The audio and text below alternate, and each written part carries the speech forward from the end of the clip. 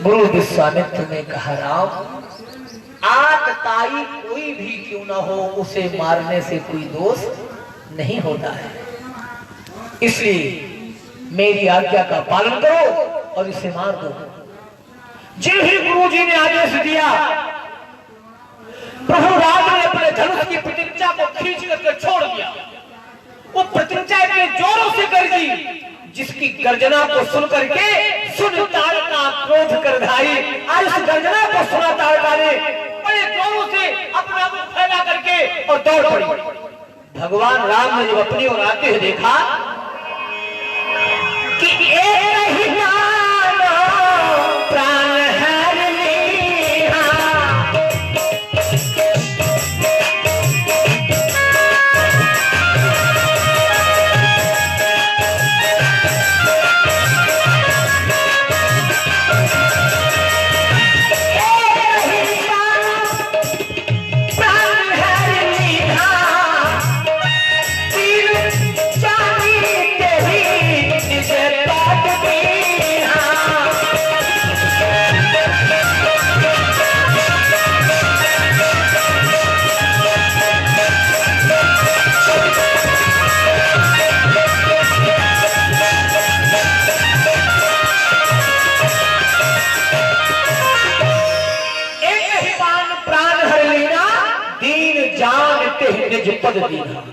अब मेरे प्रभु श्री राम ने एक ही बाण में ताड़का राक्षसी का संहार कर दिया और उसे अपने लोग भेज दिया। एक बात और ध्यान देना, कुछ लोगों के मुख से हमने सुना है, कुछ लोग कहा करते हैं, निज पद का अर्थ लगा देते हैं अयोध्या राज्य से। हमने सुना है एक कथावाचकों से कि भगवान राम ने ताड़का को अयोध्या का राज दे दिया।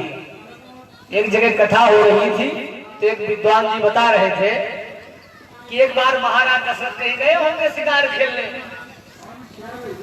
तो किसी कारण से वहां पर मूर्छित हो गए, तो ताड़का ने उनकी सहायता किया। उसके द्वारा सहायता को देख करके महाराज दशरथ प्रसन्न हो गए, तो ताड़का से कहा कुछ मांग लो। तो उसने कहा हमें अपना 14 वर्षों के लिए अपना राज दे दो। ऐसा हमने सुना किसी विद्वान के मुख से जो बता रहा था। तो कहा ठीक है, मैं तुमको 14 वर्षों का राज दे रहा हूं। कुछ समय के बाद भगवान राम ने उसको मार दिया। तो ताड़का ने कहा आपके पिता ने मुझे 14 वर्षों का राज दिया था, आपने मुझे मार दिया। तो राम ने कहा ठीक है, मैं पिता का वचन पूरा करूंगा। तो कुछ विद्वान कहते हैं कि ताड़का की हड्डियों की खड़ाऊ बनी जो अयोध्या की गद्दी पर बैठा दी, लेकिन ऐसा असंभव है। एक बात ध्यान से समझिएगा, हमारे ग्रंथ भी दूषित किए गए हैं मुगल साम्राज्य में। ध्यान समझना, जब हमारे देश में मुगलों का शासन था तो हमारे ग्रंथों में भी मिलावट की गई है। हमारी श्रीमद् भागवत महापुराण में 18,000 श्लोक बताए जाते हैं, लेकिन जब मैंने श्रीमद् भागवत ग्रंथ को खत लिया तो हमने उसके श्लोकों की गणना किया कि जो हमारे पास श्रीमद् भागवत महापुराण है उसमें 24,000 श्लोक है। आखिर 24,000 श्लोक कहां से, जब 18,000 श्लोक प्रमाणित है? तो हमारे ग्रंथों में भी कुछ ना कुछ गड़बड़ किया गया है। कपोल कल्पित कथाएं लिखी गई हैं, कपोल कल्पित समस्याएं प्रकट की गई हैं। देखिए, भोग हो चाहे रोग हो, वो शरीर से संबंध रखता है। जब तक हम शरीर नहीं धारण करेंगे तब तक चाहे रोग हो यानी चाहे दुख हो चाहे सुख हो, हम सुख दुख का भोग नहीं कर सकते। जब तक हम शरीर धारण नहीं करेंगे तब तक सुख और दुख का भोग नहीं कर सकते हैं। हर कुछ शरीर से ही संभव है। तो जब ताड़का चली गई, उसकी मृत्यु हो गई, तो उसने अयोध्या का सुख कैसे भोगा 14 वर्ष? बिल्कुल गलत बात। तो दीन जान कहीं निज पद का अर्थ अयोध्या की राजधानी से नहीं है, निज पद का अर्थ स्वयं साकेत धाम से है। भगवान नारायण राम ने ताड़का को मारा और उसका जो है उसको मुक्त कर दिया। अरे जरा ध्यान समझिएगा बंधु, राममानस में लिखा है कि मम दर्शन कर फल पर अनुपा, जीव पावन सहज रूपा, जो परमात्मा का दर्शन कर लेता है, सन्मुख हो जीव मुझ जबहि, जन्म कोट घनासी जबहि। अरे तारका जब राम की ओर दौड़ी थी तो राम का दर्शन कर रही थी और राम उसके सामने थे, फिर अयोध्या में कैसे रह सकती है और हड्डियों में उसके प्राण कैसे रह सकते हैं? वो तो मुक्त हो गई। भगवान राम ने एक ही बाण में तारका को मुक्त कर दिया कि एक ही बाण प्राण हरि था।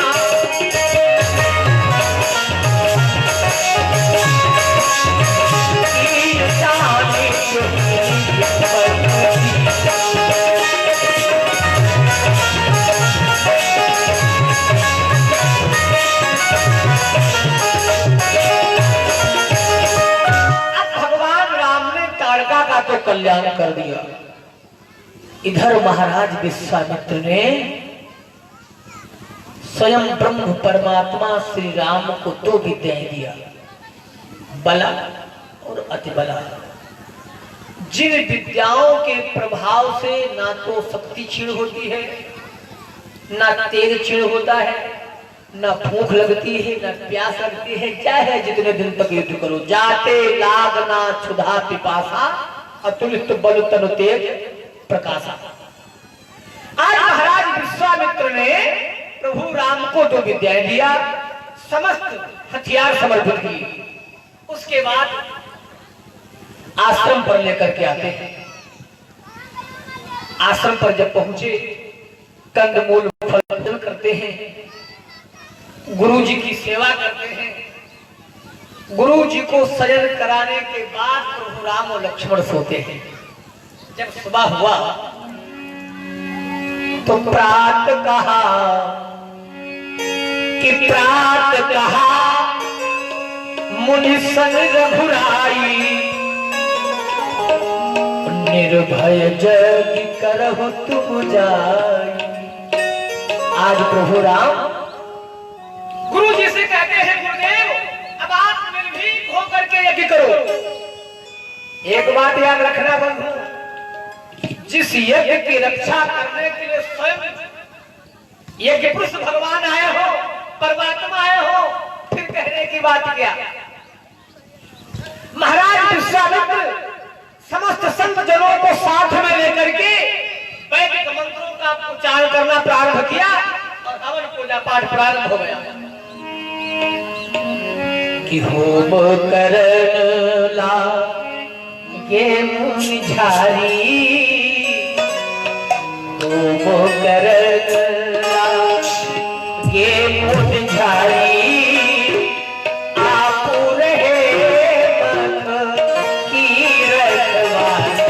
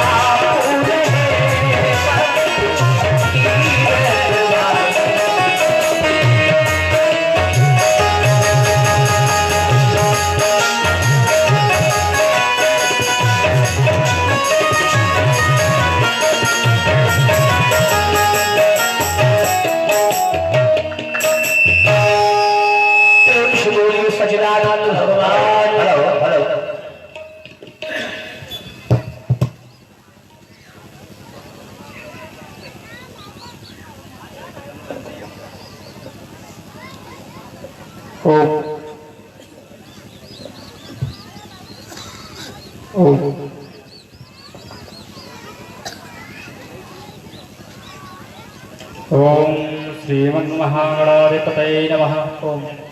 ओम लक्ष्मी नारायणाभ्यां नमः।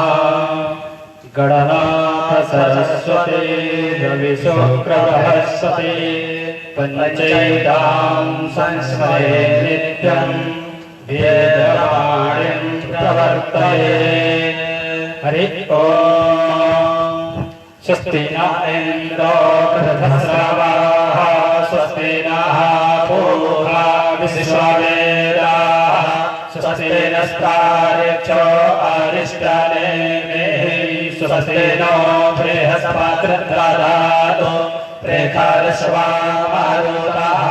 प्रश्निमाताराः शोभाञ्जावारभिरभेको जगमायाः अवनजुह्वा मानवाः सोरक्षासो पृथवेनो देवा आवसागमन्विहा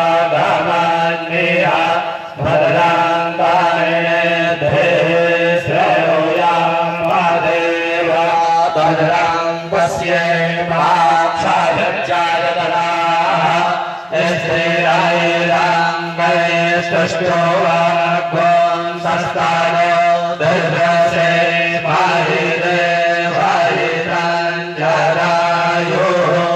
शरदेन्दो शरदो अन्ते देवा जठरानश्चराशान्तानो नाम पुररासो जठराभिकारो भवन्ति मानो मध्यारे हतायगन्तो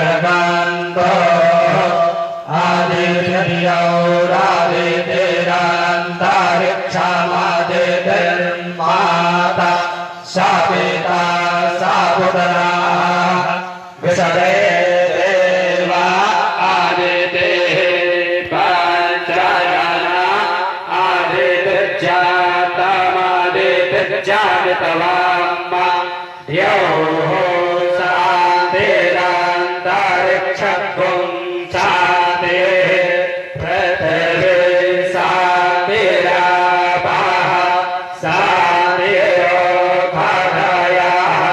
शान्तिः वनस्पतयः शान्तिर्विशदे देवाः शान्तिर्ब्रह्म शान्तिः सर्वगुं शान्तिः शान्ति शान्तिरेधिर्यारो यदः समेहरे तरो अभयं कुरु शन्नः कुरु पराभ्यो भयनः पाशुभ्यः ॐ शान्तिर्भवतु।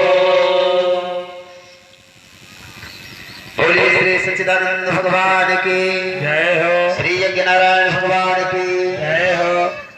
बड़ा ही सुंदर आप सबके समक्ष ये समय जो आप दर्शन पा रहे हैं परम आदरणीय परम सिद्धे श्री पंच रामानंदी खाकी अखाड़ा रामबाग चित्रकूट महान बनगढ़ आश्रम ब्रह्म ऋषि संतोष दास खाकी जिनके आप सभी लोग दर्शन पा रहे हैं।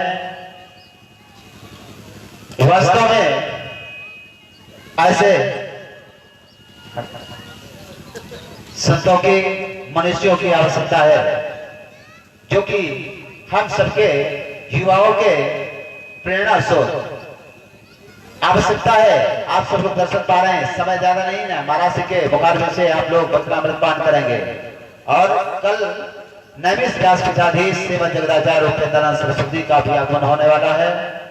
महाराष्ट्र की बड़ी कृपा रही जो बड़ा विशेष यात्रा करने पर आप सबकी सेवा से भी महाराज जी ने जानते हो हमको समय दिया, इसलिए महाराज के श्रीमुख से आए आशीर्वचन ग्रहण करें।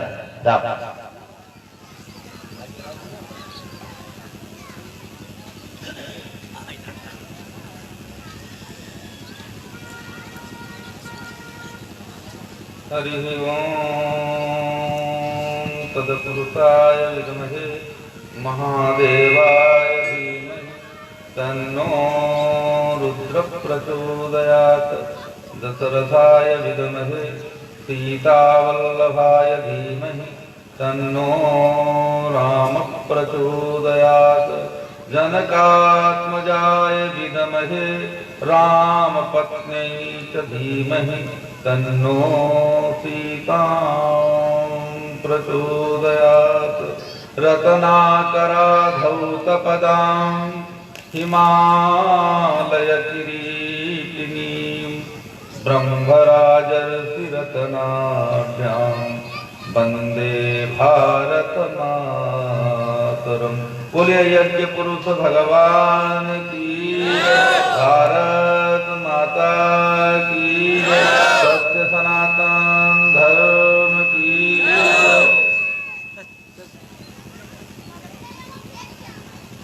इस यज्ञ के अनुष्ठान परक देवता यज्ञ पुरुष भगवान, इस यज्ञ तथा इस अनुष्ठान परक कर्म के अधिष्ठाता हमारे श्री हरिबोल जी महाराज, जिनकी कृपा से श्री कृष्ण ध्यान सेवा संस्थान के द्वारा आप लोगों को प्रतिवर्ष अनेकानेक महापुरुषों के दर्शन और उनके वचनामृत श्रवण करने का अवसर प्राप्त होता है। इस मंच पर पधारे विद्वजन यज्ञाचार्य जी तथा आप सभी सुधी श्रोता बंधु, माताओं और बहनों, अभी मैं भगवान राम के कथा के माध्यम से भैया की कथा सुन रहा था, प्रशंसा भी कर रहा था। आज आवश्यकता है हमें जैसी कथा की, ठीक वैसी ही कथा आपके सामने वह प्रस्तुत कर रहे थे। बंधुओं, चरितम रघुनाथस्य शतकोटि प्रविष्टरे एकैकमक्षराम सुनसाम महापाठक नाथम। भगवान का चरित्र, भगवान का लीलामृत, भगवान का कथामृत तो यह समग्र प्रकृति है। ब्राह्मणों से मुखमासीत बाहु राजन्या कथा उरुतदस्यद वैश्य पदभ्याम शूद्रो अजायत। यह प्रकृति पुरुष भगवान का जो लीला नाटक है, यही उनका चरित्र है।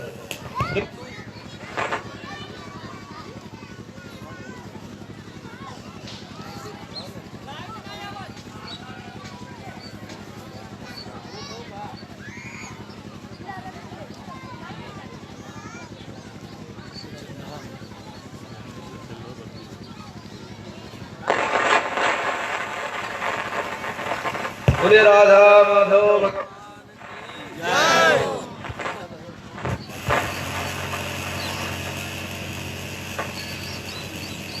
अभी आप श्रवण कर रहे थे, लेकिन वह चरित्र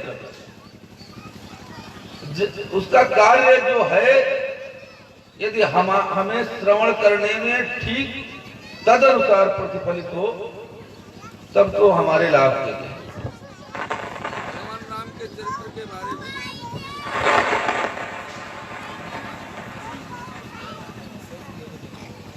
भगवान राम के चरित्र के बारे में रामचरितमानस में गोस्वामी तुलसीदास जी ने कहा है, राम कथा सुंदर करतारी संशय विहग उड़ावरिहारी। भगवान राम का चरित्र संशय को नष्ट कर देने वाला है, और जब किसी कथा को श्रवण करके हम संशय स्वयं हमारे अंदर उत्पन्न हो, तो क्या यह चरित्र भगवान का चरित्र हो सकता है? तमाम आक्रमणकारियों द्वारा हमारे सनातन धर्म के अनेक वांग्मय ग्रंथों को परिक्षेपित किया गया है। मनीषी संत, उनका दायित्व है उस कथामृत को जो आपके हित के लिए वही प्रस्तुत करेगा।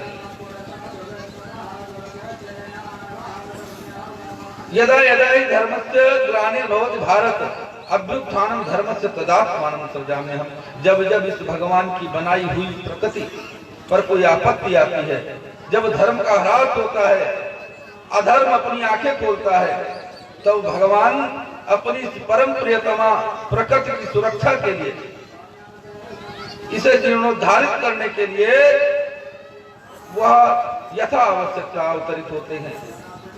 चाहे वो राम के रूप में आवे, चाहे वो कृष्ण के रूप में आवे, अथवा उनका वस्त्रावतार हो, द्रौपदी की समस्या को देखते हुए, और जो वह चरित्र करते हैं जो वह आदर्श प्रस्तुत करते हैं, उन्हें अपने जीवन में उतार करके हम इस जीवन शैली को संपादित करते हैं। इसीलिए भारत पूरे विश्व का विश्व गुरु कहा जाता है, क्योंकि यहाँ की जो संस्कृति है वह अमूल्य है। यहाँ धन का कोई महत्व नहीं है, यहाँ संस्कृति के मूल्यों का महत्व है।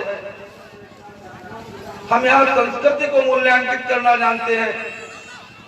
चांदी और सोने के टुकड़ों को कभी हमने मूल्यांकित नहीं किया। कोठी बनी फिर गाड़ी बनी, फिर वैभव में संतोष नहीं है। फैल गए दुनिया भर में, पर इच्छा अभी खामोश नहीं है। बीत गई सब थोड़ी बची, निज मौत का थोड़ा भी होश नहीं है। सर्प बनोगे किसी घर में, तब भाग्य विधाता का दोष नहीं है। हम अपनी संस्कृति को मूल्यांकित करना जानते हैं।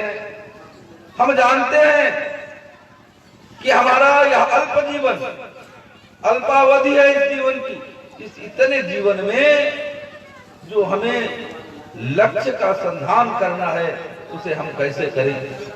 यह हमारी भारतीय संस्कृति है। आज परिस्थितियां थोड़ा विपरीत हैं, चाहे वो हमारे शास्त्रों में प्रक्षेपण की वजह से हम भ्रमित हैं, अथवा हमने शास्त्रों का अध्ययन करना ही छोड़ दिया। हम वैदिक धर्म में वैदिक धर्म का आचरण करते हैं, वेद भगवान को मानते हैं, लेकिन कभी आज तक हमने वेद भगवान का दर्शन नहीं किया। हमें